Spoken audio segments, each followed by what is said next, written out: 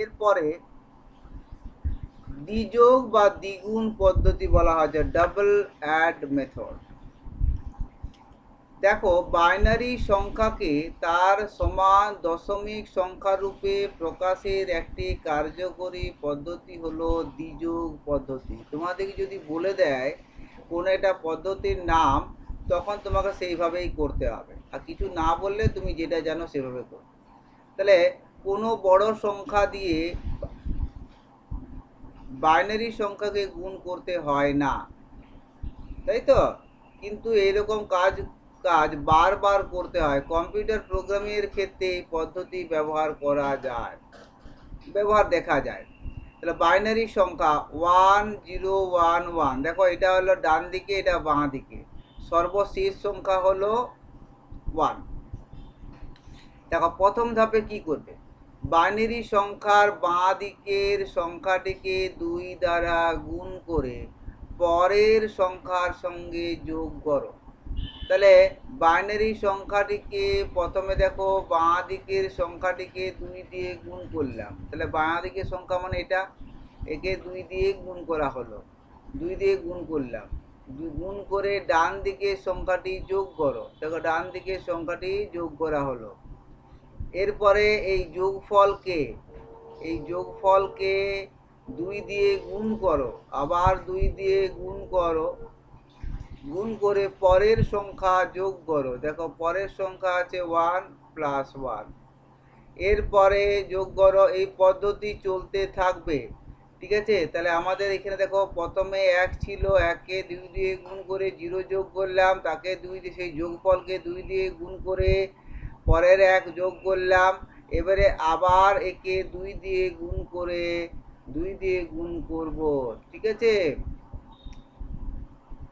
তাহলে কি দাঁড়ালো, কি তাহলে যা হবে, তাহলে প্রথমের সংখ্যাটাকে 1 দিয়ে গুণ করে দ্বিতীয় সংখ্যা যোগ করলাম, যোগফলকে 2 দিয়ে গুণ করে তারপরের সংখ্যাটা যোগ করলাম, যোগফলকে আবার 2 দিয়ে গুণ করে পরের সংখ্যাটা যোগ করব। তাহলে এখানে হলো 1, পরের সংখ্যাটা একটা বাকি আছে, সেটা যোগ করলাম। তো দেখো 2 2 4, একে 5 5 10, একে 11। তাহলে এখানে দেখো 1 2 4 8 8 আর 2 10, একে 11 হচ্ছে। তাহলে একইভাবে দেখো এখানে 2 ইন্টু 2 মানে 4, একে 5, তাহলে 5 মাল্টিপ্লাইড বাই 2 প্লাস 1 সমান 11। দেখো 11ই পাচ্ছি আমরা। তাহলে দ্বিযোগ পদ্ধতিতে দেখো স্টেপ 101 এই সংখ্যাটা করছি, 101কে 1 দিয়ে গুণ করব, দ্বিতীয় অঙ্ক আছে 0, শূন্যের সঙ্গে যোগ করব, যোগফলকে আমরা আবার 2 দিয়ে গুণ করব, সেই গুণফল করার পর সেটা আমি তারপরের অঙ্কটার সঙ্গে যোগ করব, এইভাবে এগিয়ে যাব। এই পদ্ধতি দেখো 1011 আছে, তাহলে প্রথমটাকে 2 দিয়ে গুণ করে দ্বিতীয় 0 আছে, 0-র সঙ্গে যোগ করব, যোগফলকে 2 দিয়ে গুণ করব, সেই গুণফলটাকে পরের ধাপে পরের অঙ্কের সঙ্গে যোগ করব, যোগফলকে আবার 2 দিয়ে গুণ করব, গুণ করার পর যে গুণফলটা পেলাম সেই গুণফলটাকে পরের যে অঙ্ক আছে সেটা সঙ্গে যোগ করে পাবো। এই হচ্ছে পদ্ধতি। একই রকম করে 3-এরটাও তুমি করতে পারবে, 4-এরটাও পারবে। দেখো 4-এরটা একটু বড় আছে, এটা একটু বলে নিই। দেখো প্রথমে 1 0 তিনটে 1 আছে, 1 0 1 1 1, তাহলে first second third fourth fifth স্টেপটা লেখা হলো। প্রথমের 1 তাকে আমাদের 2 দিয়ে গুণ করলাম, সেই গুণফলটা সেকেন্ড স্টেপে যে 0টা আছে তার সঙ্গে যোগ করব, যোগফল হলো 2, 2কে 2 দিয়ে গুণ করে 4 পেলাম, এই 4টা তৃতীয় অঙ্ক আছে সেই তার সঙ্গে যোগ করব, যোগ করে পেলাম 5, 5কে 2 দিয়ে গুণ করে 10 হলো, সেই 10কে পরের অঙ্ক আছে দেখো 1 আছে, 1-এর সঙ্গে 10 যোগ করে 11 হলো, 11কে 2 দিয়ে গুণ করলাম 22 হলো, 22-এর সঙ্গে 1 যোগ করে 23 হচ্ছে।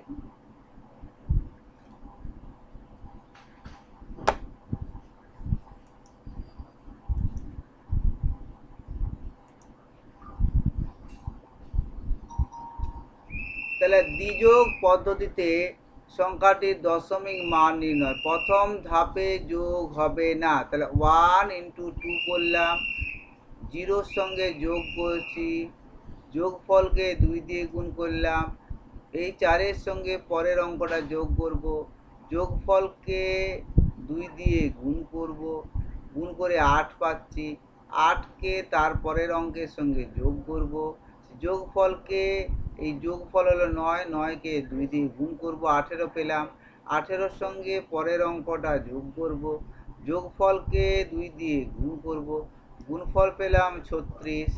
এইভাবে অগ্রসর হচ্ছি, 36-এর সঙ্গে পরের অঙ্ক যোগ করব, 37 হলো, তাকে 2 দিয়ে গুণ করলাম, 74 হলো, 74-এর সঙ্গে পরের অঙ্কে যোগ করব, আর নেই বলে আমাদের এখানে শেষ হয়ে গেল। অর্ধযোগ পদ্ধতি। অর্ধযোগ পদ্ধতিতে এখানে দশমিক বিন্দুর পরের বাইনারি সংখ্যাটিকে উল্টে লিখতে হবে। প্রাপ্ত বাইনারি সংখ্যার বাম দিকের সংখ্যাটিকে 2-এর পরিবর্তে 0.5 দ্বারা গুণ করতে হবে। প্রাপ্ত ফলাফলটি পরের বাইনারি সংখ্যার সাথে যোগ করতে হবে।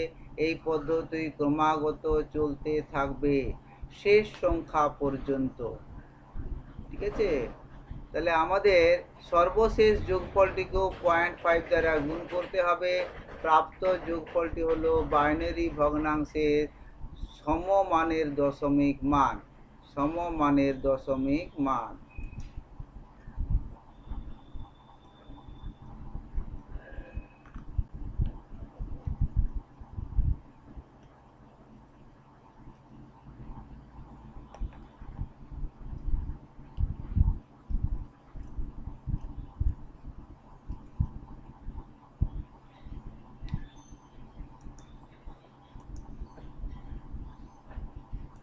এবারে দেখো ছোট্ট একটা উদাহরণ দেখো, অর্ধযোগ পদ্ধতি, এটাকে অর্ধযোগ পদ্ধতি।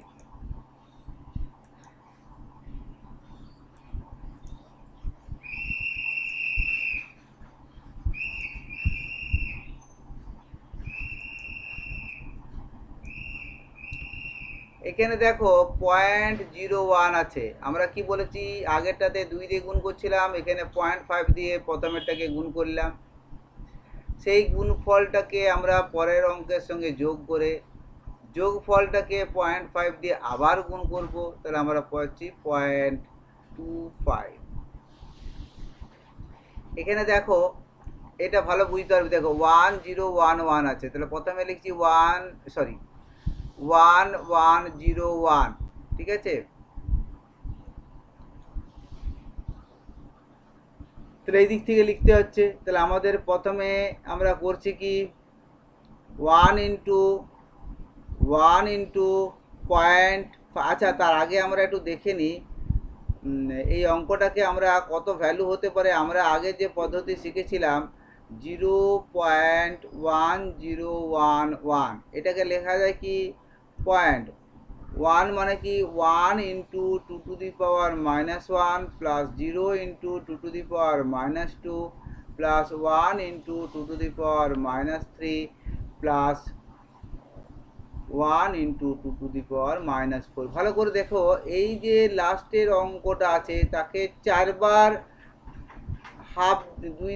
হাফ দিয়ে গুণ করা হয়েছে, মানে 0.5 দিয়ে গুণ করা হচ্ছে 4 বার, সেই জন্যে দেখো উল্টে লেখা হয়েছে 1101, দেখো 1101।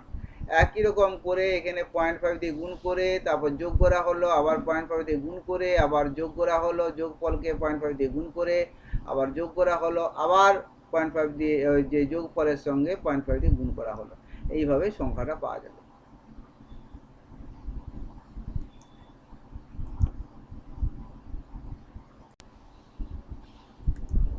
দেখো এবারে দেখো একই রকম করে তার পরের অঙ্কটাও একই রকম করে করা আছে, তোমরা বাড়িতে বসে বসে দেখবে, আগের অঙ্কটার মতনই একই রকমই অঙ্ক। হ্যাঁ, তারপরে দ্বিযোগ ও অর্ধযোগ পদ্ধতিতে 11.11 সংখ্যাটির দশমিক মান নির্ণয় করো। ফার্স্ট স্টেপে কি করতে হবে, এই 11 আছে, এই 1কে 2 দিয়ে গুণ করে যোগফলকে আবার 2 দিয়ে গুণ করার প্রশ্নই নেই, কারণ আর পরে অঙ্ক নেই। এখানে শেষ হয়ে গেল, 3 হলো। এরপরে অর্ধযোগের ক্ষেত্রে 1 1 আছে, 0.5 দিয়ে গুণ করলে গুণফলের সঙ্গে 1 যোগ করে তাকে 2 দিয়ে গুণ করা দরকার না, এখানে 0.5 দিয়ে গুণ করে পাচ্ছ এটা। তাহলে আমাদের দেখা যাচ্ছে পূর্ণ ভগ্নাংশ দুটি যোগ করলে আমরা পাচ্ছি 11.11 বেস 2 সমান 3.75।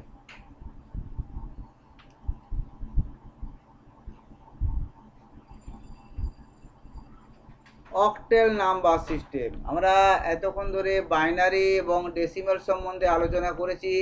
এবারে আমরা অক্টেল সংখ্যা নিয়ে আলোচনা করব। এই অক্টেল সংখ্যা পদ্ধতিতে মোট 8টি মূল সংখ্যা ব্যবহৃত হয়। 0 1 2 3 4 5 6 এবং 7, সর্বোচ্চ হচ্ছে 7, 7-এর বেশি কোনো অঙ্ক থাকবে না। এখানে অক্টেল সংখ্যা পদ্ধতিরও বেস হচ্ছে 8, যেহেতু 8টা ডিফারেন্ট সিম্বল আছে সেই জন্য 8 বেস। এবারে দেখো অক্টেল সংখ্যাগুলির অবস্থানগত মান এলএসবি থেকে এমএসবি কত হবে? 8 to the power 0, 8 to the power 1, 8 to the power 2, 8 to the power 3, 8 to the power এইভাবে যাবে, এই পর্যন্ত যাবে, এইভাবে চলবে। তাহলে দেখো দশমিক সংখ্যা যদি 0 হয়, অক্টেল সংখ্যাও 0, 1 হলে 1, 2 হলে 2, 3 হলে 3, 4 হলে 4, 5 হলে 5, 6 হলে 6, 7 হলে 7। বাইনারি সংখ্যায় দেখো 3টে 0। এবার ভালো করে দেখো এই লেখার সুবিধা কি। দেখো আমরা যখনই বাইনারি সংখ্যা লিখবো অক্টেল সংখ্যা থেকে, দেখো 4টে 0 লিখবো, 4টে 1, তারপর দেখো 2টো 0, 2টো 1, 2টো 0, 2টো 1, তারপরে 0 1 0 1 0 1 করে লিখে যাবো। তাহলে এই দশমিক সংখ্যা এর পরেরটা দেখো ভালো করে লক্ষ্য করে দেখো, অক্টেল সংখ্যা 1 0 আছে, 1 0 জন্য হবে দেখো 1 1 1, তারপরে 1 যোগ করলে হয়ে যাবে 1, 3টে 0, 1 0 0 1 1 0 1 0, এ 12, এটা 13, এটা 14, এটা 15, এটা 16, এটা 17, এইভাবে যাবে। তাহলে আমাদের এখানে ভালো করে লক্ষ্য করে দেখো যে অক্টেলে 17, সেটা দশমিক সংখ্যা হলো 15, সেখানে হচ্ছে 4টে 1, 14 হলে 3টে 1 একটা 0। তাহলে এখানে লেখার পদ্ধতিতে হবে সবগুলো দেখো 1 দাও, তারপরে দেখো এইভাবে পরপর লিখে দাও, তোমার হয়ে যাবে 8 থেকে 15 লেখা হয়ে যাবে দশমিক সংখ্যা। এবার দেখো কি করে আমরা ডেসিমেল নাম্বার থেকে অক্টেল সংখ্যায় পরিবর্তন করব। আমরা দশমিক সংখ্যা থেকে বাইনারির সময় ভাজক কি করছিলাম 2, এখানে হয়ে যাবে 8। তাহলে 958কে তুমি যদি 8 দিয়ে ভাগ করছো, রিমাইন্ডার কত হবে দেখো। তাহলে 8 একে 8, 1 15, 8 একে 8 7 78, 8 9 72, 72 আর 6 78, তাহলে এটা হলো রিমাইন্ডার। একইভাবে 8 দিয়ে ভাগ করে 8 একে 8 3 39, 8 4 32, 7 রিমাইন্ডার। 14কে 8 দিয়ে ভাগ করলে 1 হচ্ছে, দেখো 1 হলো, তাহলে দেখো 14, তাকে ভাগ করছো 8 দিয়ে, 8 একে 8, তাহলে 6, দেখো 6 রিমাইন্ডার হলো। তাহলে এই ভাগফলটাকে আবার 8 দিয়ে ভাগ করলে তাহলে 1 হলো। তাহলে কি দাঁড়াবে, এটাকে বলবো আমরা এমএসডি, এটা হচ্ছে এলএসডি। তো লেখাটা হবে কি সবসময় তো আগের মতনই, নিচের থেকে উপরে যাবে। তাহলে কত হবে 1676, দেখো 1676, তাহলে পেয়ে যাচ্ছ। একই রকম করে দেখো 1572, 8 দিয়ে ভাগ করবে, দেখো 1572,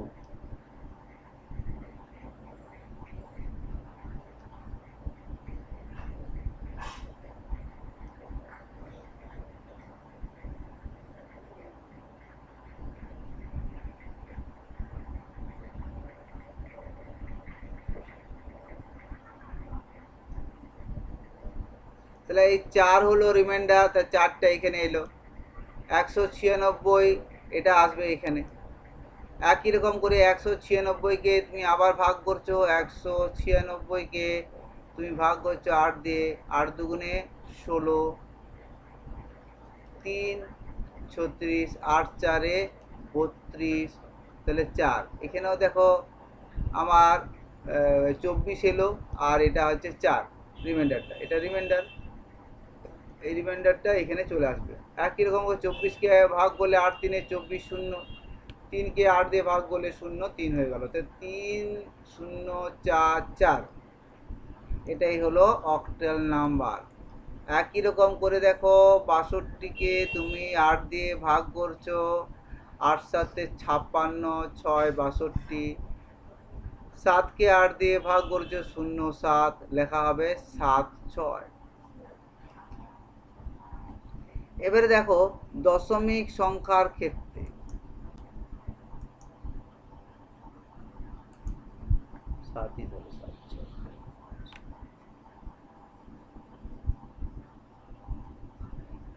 দশ 0.96 বেস 10 সংখ্যাটিকে অক্টাল সংখ্যায় প্রকাশ করো। এখানে কি করব আমরা, ওই ভগ্নাংশ যে সংখ্যাটা ছিল তাকে আমি 8 দিয়ে গুণ করব, তার পূর্ণ সংখ্যাটাকে কাউন্ট করব, বাকি ভগ্নাংশটাকে আবার 8 দিয়ে গুণ করব, পূর্ণ সংখ্যাটাকে লিখব, আবার ভগ্নাংশটাকে 8 দিয়ে গুণ করব, পূর্ণ সংখ্যাটাকে লিখব, এই দেখো পূর্ণ সংখ্যা 3, আবার এটাকে 8 দিয়ে গুণ করব, 4 দশমিক এত আসছে, পূর্ণ সংখ্যাটাকে এখানে লিখব, এইভাবে পূর্ণ সংখ্যাগুলো পরপর লিখব। তো তীর চিহ্ন অনুযায়ী 7 5 3 4 1 এটা চলবে, এখনো শেষ নেই, ওই জন্য প্রায় লেখা আছে। এবারে দেখো এই সংখ্যাটাকে দেখো 8 দিয়ে গুণ করেছে 0.5, পূর্ণ সংখ্যা 0, 0.5কে 8 দিয়ে গুণ করে 4 0 আসছে, তাহলে 4টা লেখা হলো, যেহেতু এখানে 0 হয়েছে এখানে শেষ হয়ে যাবে, তো 04।